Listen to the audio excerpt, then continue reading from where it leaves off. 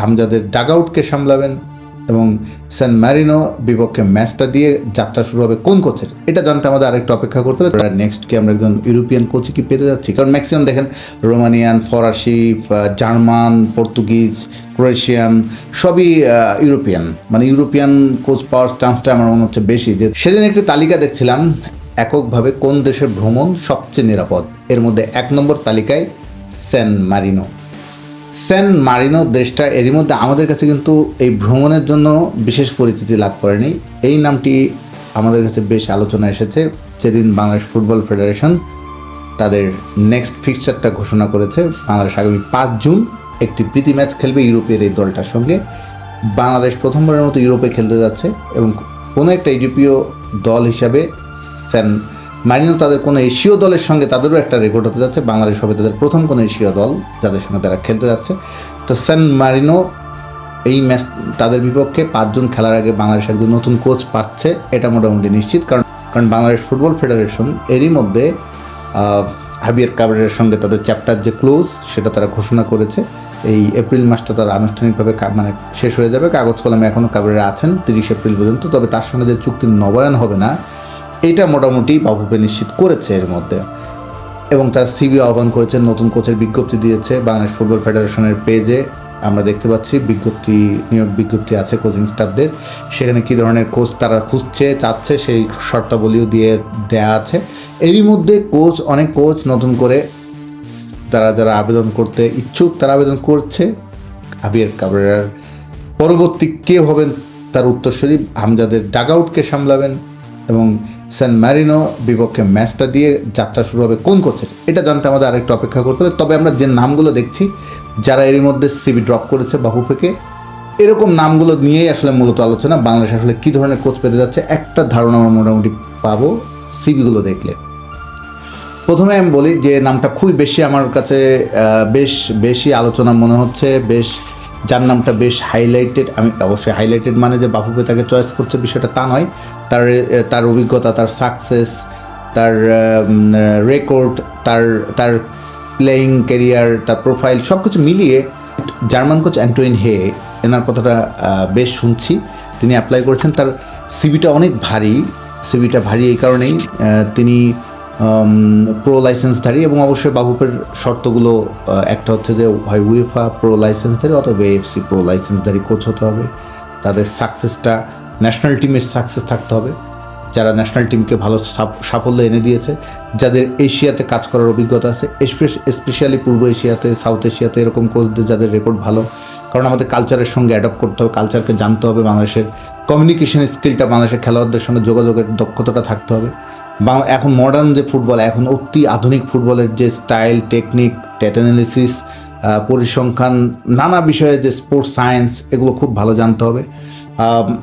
তারপরে quick decision নেওয়ার ক্ষমতাটা থাকতে হবে।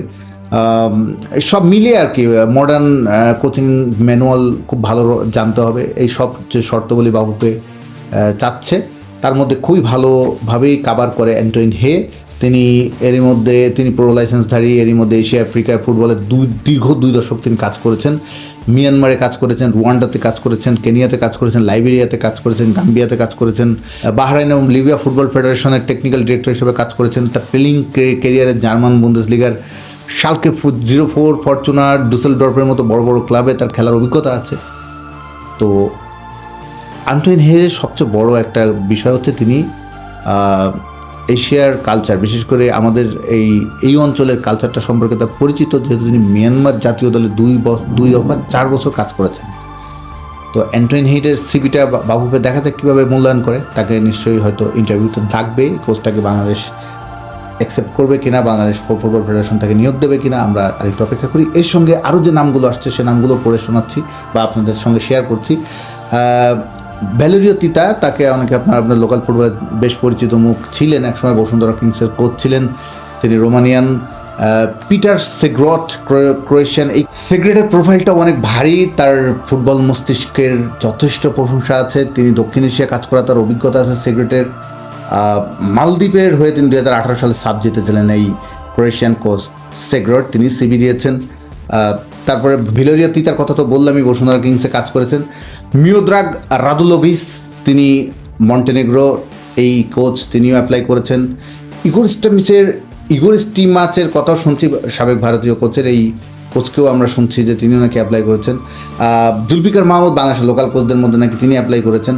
তো সব মিলিয়ে আমরা একটা জিনিস খেয়াল করছি যে বেশিরভাগ কোচ যারা বিদেশি কোচ বাংলাদেশের ফুটবল ফেডারেশনে সিভি দিয়েছে বা বাংলাদেশের কোচ হতে আগ্রহী, হামজাদের কোচ হতে আগ্রহী, এদের মধ্যে বেশিরভাগই 90% আমরা দেখছি ইউরোপিয়ান।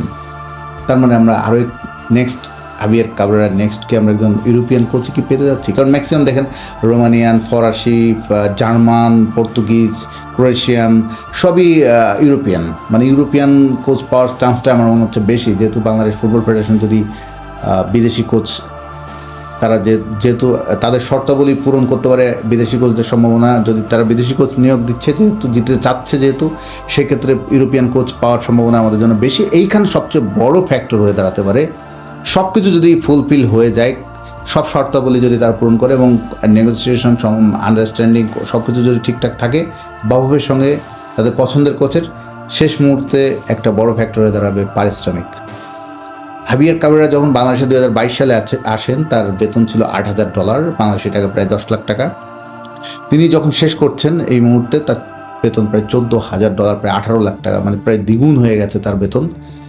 সাকসেস তিনি যেমনই করুন না কেন, যাই করুন না কেন, বেতন তারও কিন্তু দ্বিগুণ হয়েছে। তো এখন ধরেন পিটার সেগ্রড বা অ্যান্টোইন হে এই ধরনের কোচকে যদি বাংলাদেশ ফুটবল ফেডারেশন নিতে চায়, নিয়োগ দিতে চায়, নিশ্চিতভাবে তাদের পারিশ্রমিক থাকবে খুবই চড়া। ভালো পারিশ্রমিক তারা নিশ্চয়ই চাইবে।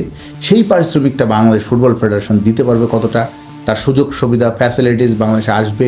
বাংলাদেশের মতো একটা ফুটবলে পিছিয়ে থাকা একটা দেশ, যাদের র্যাঙ্কিং 180 পারে, 181 নম্বর দেশ, সে দলের ফুটবল কোচিং তাদের স্টার্ট করার আগে তাদেরও নিশ্চয়ই অনেক ডিমান্ড থাকবে। তো সেই ডিমান্ডগুলো বাহুকে কতটা ফুলফিল করতে পারবে, এটা একটা বিষয়। আর আরেকটা জিনিস খেয়াল করেছেন যে আমরা যে কোচগুলোর নাম বললাম, অনেকের সিভি কিন্তু যথেষ্ট ভারী। এর পিছনে নিশ্চয়ই একটা বড় নিয়ামক কাজ করেছে হামজা চৌধুরীর মতো ফুটবলারদের আসার পর। এ ধরনের ফুটবলারদের কোচ হওয়ার ব্যাপারে ভালো মানের প্রোফাইল, ভালো প্রোফাইলের কোচ আগ্রহ দেখাতেই পারেন। যে টিমকে নিয়ে কাজ করার চান্সটা, যে টিমকে কাজ করে তিনি একটা সাকসেস এনে দিতে পারবেন, তার ভিশনটা তিনি ফুলফিল করতে পারবেন, এরকম কোচ নিশ্চয়ই অ্যাপ্লাই করতে, ভালো প্রোফাইলের কোচ নিশ্চয়ই অ্যাপ্লাই করতে পারবে। এখন মূল দায়িত্ব বাফুফে কীভাবে সিলেক্ট করে, কোন মানদণ্ডে, যে মানদণ্ডগুলো দিয়েছেন সবগুলো ঠিকঠাক তারা দেখে কিনা, এবং একই সঙ্গে পারিশ্রমিক বিষয়টা সব মিলিয়ে যদি মিলে যায়, তখনই আমরা একটা ভালো কোচ পেতে পারি। কে হচ্ছেন কোচ, এই প্রশ্নের উত্তরটা জানতে হলে আমাদের আর অপেক্ষা করতে হবে। তবে আমার প্রেডিকশন ইউরোপিয়ান কোচই মনে আমরা পেতে যাচ্ছি। আপনার প্রেডিকশনটা কি? আপনি কি ধরনের কোচ পছন্দ করছেন? আপনার পছন্দের চাওয়াটা কি জানাতে পারেন আমার কমেন্ট বক্সে। আর আরেকটু জানিয়ে রাখি, বাফুফে একই সঙ্গে যুব দলের কোচও খুঁজছে।